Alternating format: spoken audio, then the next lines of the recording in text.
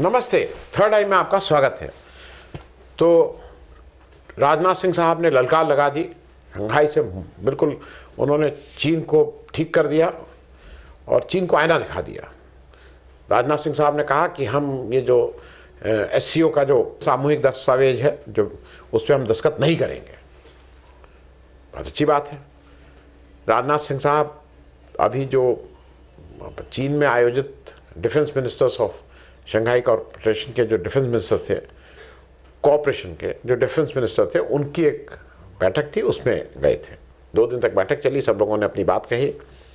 लेकिन जब बैठक का फाइनल रेजोल्यूशन ड्राफ्ट हुआ तो उसमें पाकिस्तान का जो मतलब बहुत सी चीज़ें थी, लेकिन पाकिस्तान का जो जफर एक्सप्रेस थी जिसको बलूचिस्तान लिबरेशन आर्मी ने जिसकी जिम्मेदारी ली थी, अगर आपको याद हो मार्च में अभी ये हादसा हुआ था, उसके बारे में तो उसको कंडम करते हुए और इस तरह का नहीं होना चाहिए रेजोल्यूशन में था, लेकिन पहलगाम के बारे में कोई बात नहीं थी। राजनाथ सिंह ने वहाँ दहाड़ लगाई और दहाड़ लगा के उन्होंने कहा कि मैं इस पर दस्तखत नहीं करूँगा। और ये पूरे विश्व में पता लग गया कि भारत ने एससीओ में इस पर दस्तखत नहीं किए, ऐसा बताया जा रहा है। फिर वो विदेश मंत्रालय के जो भी जायसवाल जी हैं, जायसवाल जी ने बताया कि इन कारणों से हमने नहीं किया और कोई कॉमन रेजोल्यूशन वहाँ से पास नहीं हुआ। जनरली एक डिक्लेरेशन पास होते हैं ऐसे सारे रेजोल्यूशन के बाद। मैं इस पे आगे बढ़ूँ उससे पहले मैं 2-3 चीज़ें ज़रा आप ये लार्जर चीज़ें हैं इसको भी समझ लीजिए कि क्या हो रहा है। भारत का एक पुरानी कहावत है, बंद मुट्ठी लाख की, खुल गई तो खाक की। भारत जब तक बंद मुट्ठी था, विश्वगुरु और मालूम 140 बिलियन बुद्ध और महावीर की धरती, 10,000 साल पुरानी सभ्यता, ये सब जब हम लोग करते थे तो मुट्ठी बंद थी, मुट्ठी लाख की थी। अब जब खुल गई तो इसके अलावा हमारे पास और कोई रास्ता नहीं है। हर बात में, चाहे अच्छी बात हो चाहे बुरी बात हो, समझ में आए चाहे ना आए, करके उसको पास ऑन कर दो। ये भारत की मुट्ठी खुल चुकी है। मैं इस बात को इसलिए कह रहा हूं कि देखिए जो चीन में हुआ है वो एक घटनाक्रम है जिसको हमें और आपको समझना होगा और भारतवासी होने के नाते समझना होगा। ट्रंप, सब लोग कह रहे हैं ट्रंप साहब अजीबोगरीब काम कर रहे हैं और देखिए डुबो दिए और बिल्कुल वो हैं और क्या करते हैं ट्रंप। मुझे एक काम ऐसा बताइए जिससे यूएसए में नुकसान हुआ, यूएसए का जिससे व्यापारिक घाटा हुआ। ट्रंप वो सारे काम कर रहे हैं। ट्रंप व्यापार के रूप में ट्रंप ने बिल्कुल ये देख लिया है कि बिना चीन को साथ लिए अब इस दुनिया में, जिसको कह रहे हैं ना, दादागिरी संभव नहीं है। तो जब कोई एक बड़ा दादा आ जाता है, मतलब एक कोई माफ़ कीजिएगा, कोई एक उभरता हुआ दादा आता है तो बड़ा दादा उसको कुछ एरिया देता है कि ये तुम्हारी एरिया, तुम इधर हम नहीं इंटरफेयर करेंगे, इधर नहीं। ये पूरे विश्व को 2 महाशक्तियां आपस में पावर बैलेंस करके आपस में बांट रही हैं कि तुम इसको देखो, तुम इसको देखो, हम ऐसे करेंगे ऐसे। अमेरिका जो बार बार था कि चीन के ऊपर हम इतना टैरिफ लगा देंगे और 400% लगा देंगे और 200% लगा देंगे, कहीं लगा? याद करिए ट्रंप ने जब वो अपना शपथ ग्रहण की बात थी तो उन्होंने किसको बुलाया था?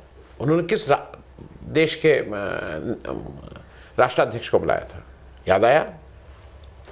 हमारे यहाँ क्यों नहीं बुलाया था या किसी और के यहाँ क्यों नहीं बुलाया था? क्योंकि उनको पता था कि चीन में ही वो ताकत है, चीन को साथ रखना है। अगर दुनिया पे इस समय आपको हुकूमत अपनी चलानी है, निरंकुश शासन चलाना है दुनिया पे, तो उसके लिए बिना चीन और आपका गठजोड़ के संभव नहीं है। उन्होंने उसको भांप लिया और वो सारी चीज़ें उसी हिसाब से कर रहे हैं। अब तो ईरान भी बहुत अच्छा हो गया। ट्रंप जी के देखिए, ईरान तो इतना अच्छा देश है, उससे बहुत बढ़िया है, पुरानी सभ्यता है, उसके साथ करेंगे। उन्होंने चीन से भी कहा कि भाई ये सैंक्शन उठ रहे हैं, अब चीन भी वहाँ से तेल ले, सब लोग ले, उनसे भी ले, सब। वो व्यापारी आदमी है।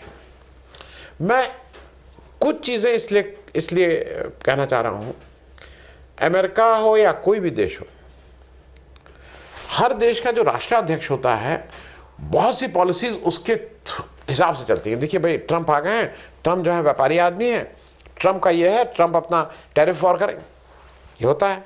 चीन के शी जिनपिंग साहब ये पॉलिसी के शी जिनपिंग साहब हैं वो ऐसे ऐसे करते हैं, सबको पता है। पुतिन की पॉलिसी रशिया के सबको पता है कि भाई कैसे करें।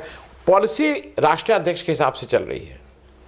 जरा आपने कभी सोचा कि मोदी जी की कौन सी पॉलिसी है?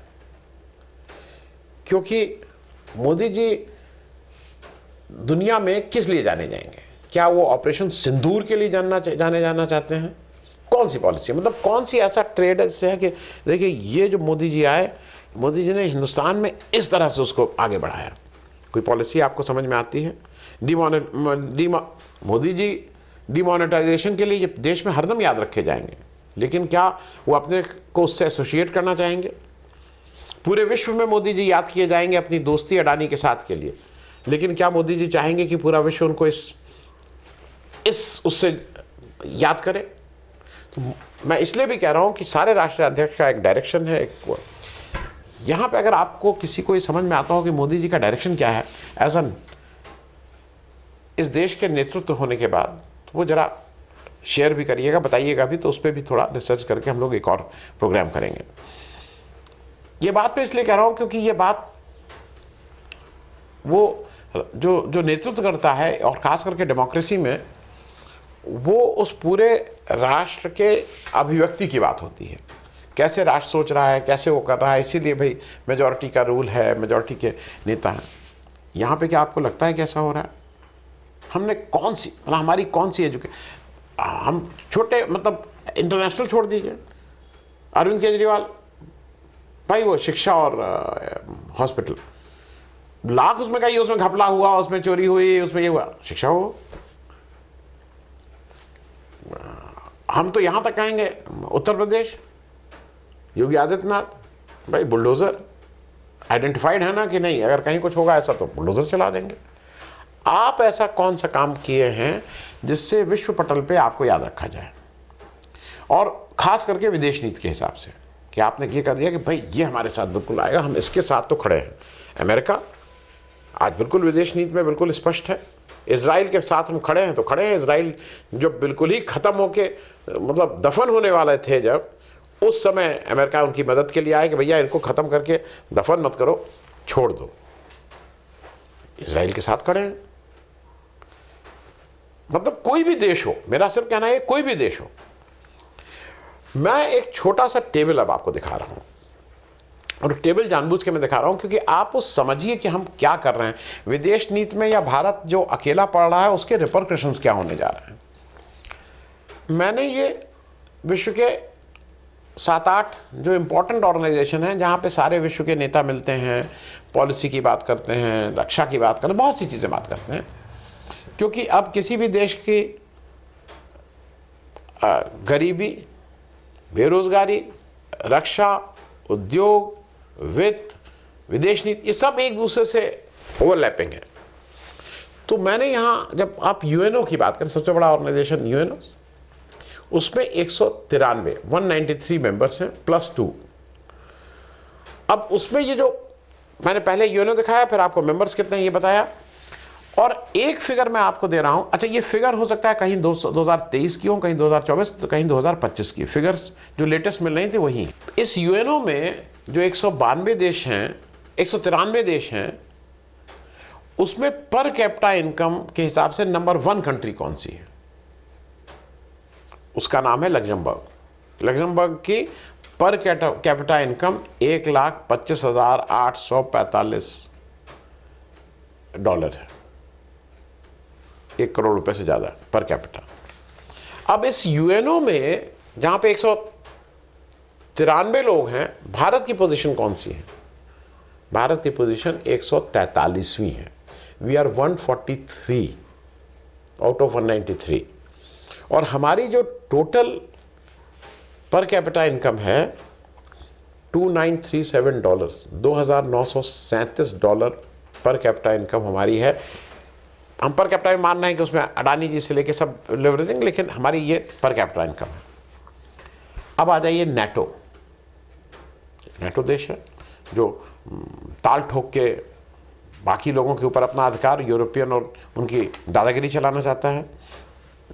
लग्जमबर्ग भी इसका हिस्सा है, वही 1 लाख 25,845, भारत इसका हिस्सा नहीं, इसलिए भारत की पोजीशन नहीं पता है। अब आ जाइए G20। G20 में 19 + 2, 19 सदस्य देश plus European union plus African union. इसमें यूएसए नंबर 1 पे है, पर कैपिटा इनकम के हिसाब से बोल रहा हूं। मैं कह रहा हूं ये देश, आप किसके साथ दोस्ती कर रहे हैं? मेरे और आपके घर के, मतलब क्या हमारी और आपकी दोस्ती मुकेश अंबानी से हो सकती है? दोस्ती की बात कर रहा हूं, जान पहचान अलग चीज है। ये बेमेल दोस्ती, ये बेमेल ऑर्गेनाइजेशंस हैं। यूएसए G20 में यूएसए नंबर 1, जो सबसे समृद्ध, सबसे ज़्यादा पर कैपिटा इनकम है, 89,105, $89,105 पर व्यक्ति है। कुल 19 + 2 21 हैं, और उसमें भारत 19वीं पायदान पे है, सबसे नीचे है। इसके पीछे अफ्रीकन यूनियन है, सबसे नीचे भारत बैठा हुआ है। हम इस फोरम के सदस्य हैं। अब आ जाइए ब्रिक्स। ब्रिक्स में भारत है, मतलब भारत में ब्रिक्स बहुत अहम है, 10 देश हैं, और उस 10 देश में नंबर 1 वाला देश जो है, सबसे ज़्यादा पैसा जिसके पास है उन 10 देशों में पर कैपिटा इनकम, वो है यूएई। यूनाइटेड अरब एमिरेट्स का पर व्यक्ति आय $52,977 पर व्यक्ति है, और हमारे यहाँ मैंने जैसे पहले ही बताया था 2937, हमसे 20 गुने से भी ज़्यादा, और हमारी उन 10 में पोजीशन 90 नंबर पे है। अब आ जाइए G7। अभी गए थे, मोदी जी भी गए थे वहाँ, जहाँ पे ट्रंप इनसे मिले नहीं, चले गए। मोदी जी ने बताया कि उन्होंने खाने पे बुलाया था, लेकिन मुझे तो उड़ीसा आना था, जय जगन्नाथ के पास जाना था, इसलिए मैं नहीं गया। ये सब मोदी जी ने बताया। उस G7 में 7+1 है, 7 सदस्य प्लस यूरोपियन यूनियन। उसमें यूएसए फिर नंबर 1 पे, $89,105, भारत मेंबर नहीं है। अब आ जाइए, मैं 2 करके फिर मैं एक रेफरेंस से कह रहा हूँ, शंघाई कॉर्पोरेशन, जहाँ पे अभी 10 है ना, तो 10 मेंबर हैं, फिर 2 ऑब्जर्वर्स हैं, फिर डायलॉग मेंबर हैं 12, कुछ इस तरह से हैं। उसमें सऊदी अरेबिया नंबर 1 पे है, $29,974 पर व्यक्ति आय उसकी है। भारत उन 10 देशों में 8वें नंबर पे है। हम नीचे से अपनी कंपटीशन करते हैं। और एक, अब 2 मैं आप लोगों के साथ इसलिए शेयर कर रहा हूँ, वो इंपॉर्टेंट है। नॉन अलाइन मूवमेंट एक बहुत बड़ा मूवमेंट था, आप लोगों, कुछ लोगों को याद होगा। उसमें आज की तारीख में 121 देश हैं।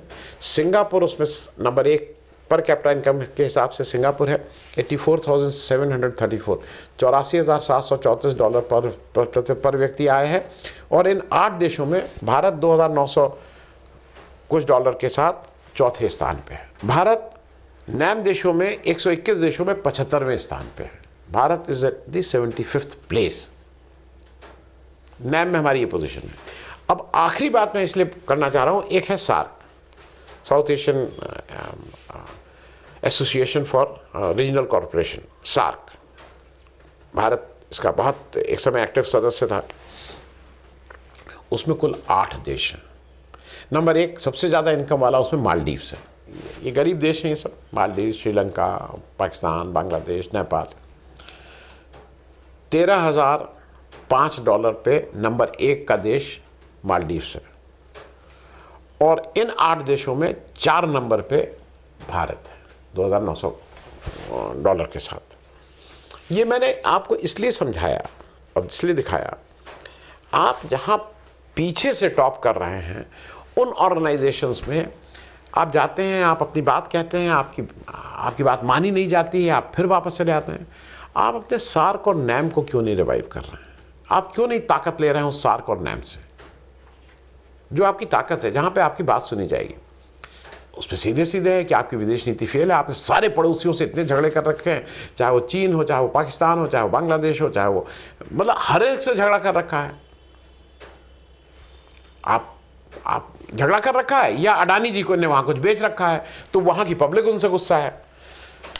तो आपकी जो स्ट्रेंथ है आप उसको छोड़ के यहां जा रहे हैं। और मैं ये बात इसलिए कह रहा हूं कि दिक्कत यह है कि जब आप का SCO में आपकी बात नहीं सुनी जाती है, जब राजनाथ सिंह जी कहते हैं और उनका नहीं, तो 140 करोड़ देश के कहीं ना कहीं प्रतिष्ठा में कमी आती है कि हमारा कंपैरिजन अब बार बार पाकिस्तान से हो रहा है। पाकिस्तान ने देखिए बलूचिस्तान को लिया है, हमारा रेजोल्यूशन में नहीं हुआ।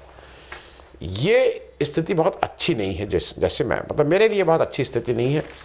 भारत को बिना देर किए अपनी विदेश नीति में, और ये एस जयशंकर साहब के बस का नहीं है, we need a political leader, we need someone with जो स्टेट्समैनशिप हो जिसके पास, और वो कम से कम भारत की जो विदेश नीति है उसको ठीक से ड्राइव करे। नहीं तो आप 20 देश हैं तो 19वें नंबर पे हैं, 192 देश हैं तो 150वें नंबर पे, कुछ इसी तरह आपकी स्थिति रहेगी। आप अपने में खुश होते रहेंगे, लेकिन आपकी बात छोटे फोरम पे भी लोग सुनना बंद कर दिए हैं। आगे भी और दिक्कत आने वाली है जब कोई आपकी बात ही नहीं सुनेगा। थैंक यू सो मच, धन्यवाद।